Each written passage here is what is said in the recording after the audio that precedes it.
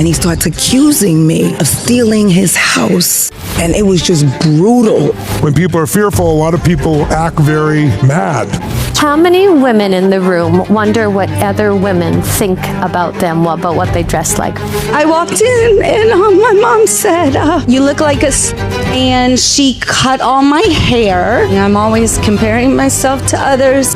I want to stop judging myself very badly. If you want joy, stop comparing yourself to other people and just discover who you are. There's a beautiful, beautiful soul in there when you stop judging her.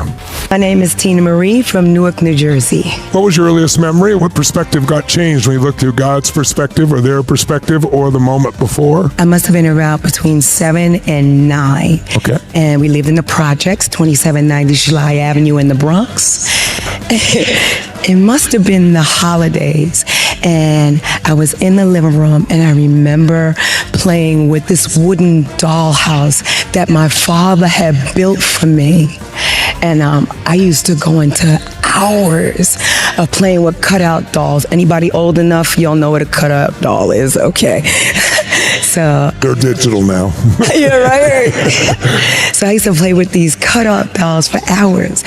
And it made me realize my father loved me. Yes. Because he actually built something for me. Yes. And my sister and my brother used to always say, you're adopted.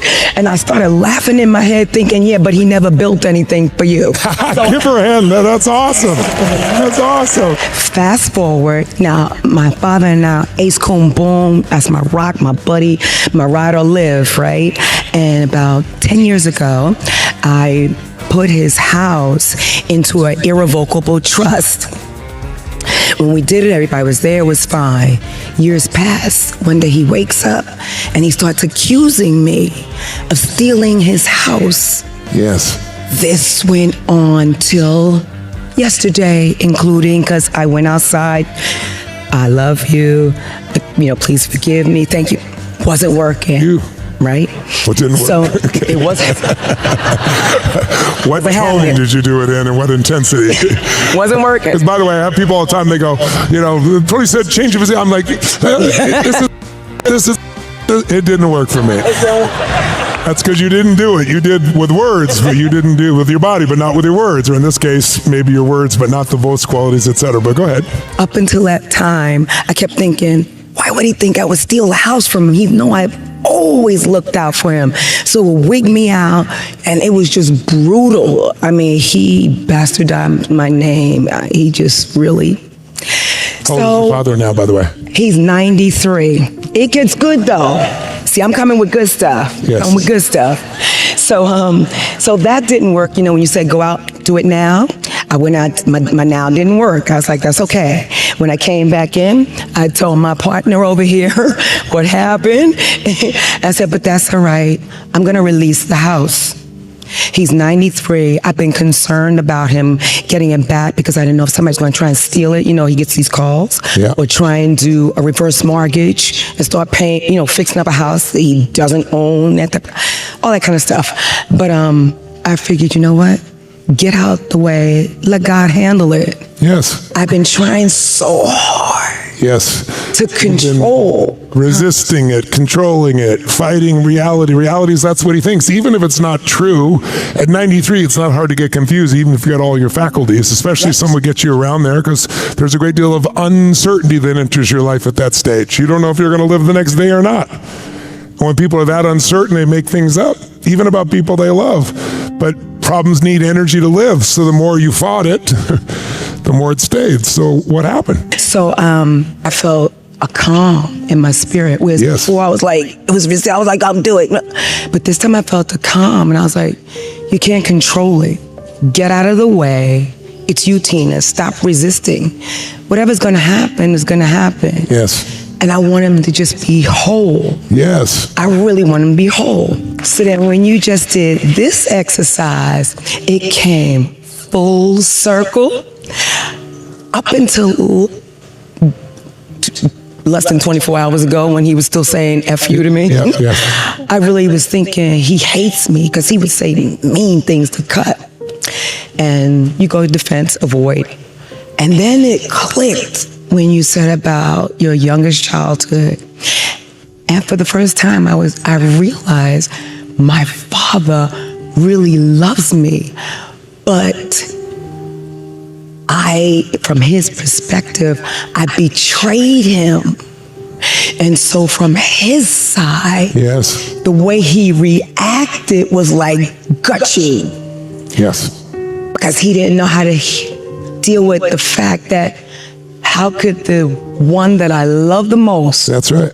It was the meaning. most He just made up damage. the meaning, right? He's also one of those creatures from another planet. He's a man. Yeah. And now he's a 93-year-old man, which creates another level of creature on the planet. So our meanings are different, right? No matter what. And in a lack of clarity, people make up sometimes, especially when they're uncertain. They make up the worst meaning, because that's what uncertainty tends to bring. Uncertainty is another word for fear. When people say they're really fearful, what they're really is completely uncertain, and they don't know what the hell to do, and they get that place. And a lot of people under uncertainty, what we talked about the other day, when people are fearful, a lot of people act very mad. And then you respond to the mad when it's really fear. But here, you stepped in and you're taking away the fear completely. You're changing the meaning instantly, not by your words, because your words won't do it in 93. He's going to be pretty fixed in his mind about what things are, right? And that meaning is stuck with him. All our pain is from our meanings. All our joy is from our meanings. So if you come up with a meaning that's making you miserable, it's time to change the meaning, because you're the meaning maker. Think about it. Humanity is where it is because we were to navigate uncertainty. We were to leave the old world and come to the new world where we all stand today. Right? To navigate those waters that no one had navigated before. Some people died along the way, but people found the path. Now we have the path. Now we all live here and take for granted that we can come from here to anywhere else on the planet. So now some people are working on going to other planets, right? Elon and people like that.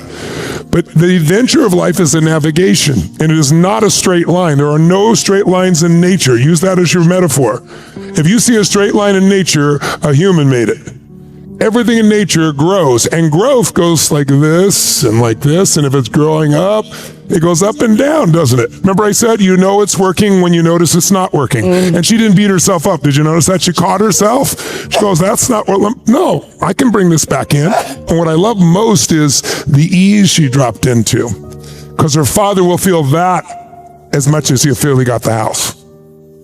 The tension in you would have made him believe that you have done something wrong. And the tension wasn't that. The tension was like, I love him. I'm only doing it to protect him. This is crazy. Like, what? I don't know what to do. But the tension will be seen differently through that meaning. If you ever want to influence someone, it rarely helps with tension. And there's some you can influence just by force of nature. But the only way I've learned that you influence people long term is not to judge them and to stay in a place of ease. Stay in a centered place, a loving place. Let things unfold. We all feel like we got to make it happen instantly, like it's life and death, especially if you see yourself as an achiever. But the most achievement happens when you're no longer in life and death. When you're doing it because you're already full, because you made yourself feel so good. Remember I said the other day, everything you want in the future, anything you want to achieve, anything you want to have, a relationship, intimacy, family, business, whatever it is, you want it for some feelings you think you're going to have. Love, intimacy, passion, peacefulness, inner pride, strength, passion, joy, whatever it is, compassion. But you've already had all of those feelings from experiences in the past. They're already inside you. You already have the fabric. All you have to do is remember it, not fake like affirmations. I'm happy, I'm happy, I'm happy. No, what's a great moment that I'm happy about that I've already lived? And when you go into it and you feel it, you're no longer empty. And now everything isn't so forced because you're no longer responding to wounds. You're using a different fuel, consciousness, which is just a fancy word for caring. The higher your consciousness, the more you care. Remember we went through those different levels of consciousness? I mean, the first levels are all about me. That's survival consciousness, and everybody has that. And then gradually, hopefully, we grow and grow and grow till we start to care about others, and all of a sudden we care about even those we don't know. And the caring is acted upon. That's the difference. And the joy we get is a life of beauty and ease and meaning. And we need to remind ourselves this, because the world's always making everything right, wrong, good, bad, success or failure, right? You did it or you didn't, good enough or not good enough. And that is all constructions of the mind that's always reducing. It's always deleting, distorting, and generalizing. So we all have this mind, but we got to manage it. And the heart is the center you manage it from, which is why that heart breathing process can sometimes help. If you're really stuck, breathe in your heart, focus on your heart for 2 or 3 minutes, think 2 or 3 things you're grateful for, and then ask your heart what to do. Your heart knows the answer. Much more powerful than your mind. So where is it now? You told him? No. Oh, you haven't told him yet. Oh, look, she hasn't even told him and she's already free. Look at this. Give her a hand for this. It's pretty awesome. This is beautiful. I want him to see, Okay, go ahead. I want him to see me face to face. Good. I want him to feel my energy. I want to say, I love you. I'm sorry. Please forgive me. Thank you. Yes. And I'm going to say it till he breaks. I'm going to say it. And so I'm waiting till I go home. And then, if you don't mind, I don't to share mind. something embarrassing. So when I came here, I didn't really know what the whole package was about. So I was The whole package? I don't think any of you knew what the whole package was about, did you? So I just zoned in on Date with Destiny. Yes. Man, I thought this was going to be like a huge dating situation. Wait a second. Isn't it? I have to give thank you to JJ. He spoke a prayer over me when I got here, and I told him what my focus was.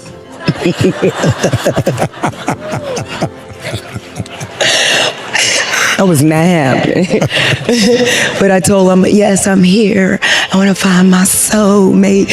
I want to be all prepared. And he just ever so graciously shut that down. Well, maybe it is a date. It's a blind date, but maybe it's a date with finding your soul. That's what. So you can then mate up with it, and then someone else can join you. That's exactly what it was. He had me reset. He actually confirmed. Thank you, JJ. He actually confirmed what God had been telling me for a while. Nice. And I was like, let me go be productive over here. Yes. Be productive over here. He's like, yes. No. So how do you feel now? So I actually feel really blessed and favored, because by the time we connect, it's on. He's going to get such an amazing woman. I mean, I was cool before, but my Give it up for the one and only Tina. Give it up for.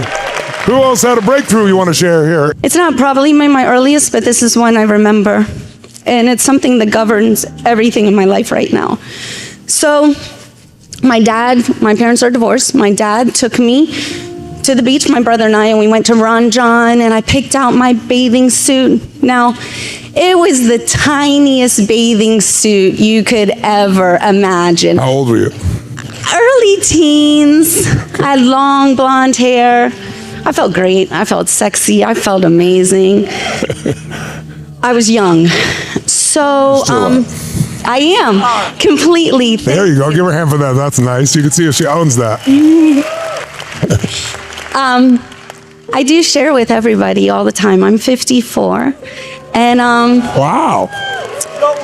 And I feel like I'm 37. I've never had anything done, and I feel like it's because I choose to really live young, and I attribute a lot of that to y'all. And so thank you, and I just share that because I want everybody to understand we hold a lot of power. So got my bathing suit, and then I went home. He brought me to my mom's. I walked in, and my mom said, you look like a and you look like a. And do me one favor, if you would. Tell me the story of what your mom said, but do it in Mickey Mouse voice. You look like a and you look like a. Okay, now do it like Donald Duck. Oh, I don't know him. I didn't. Quack, quack, quack.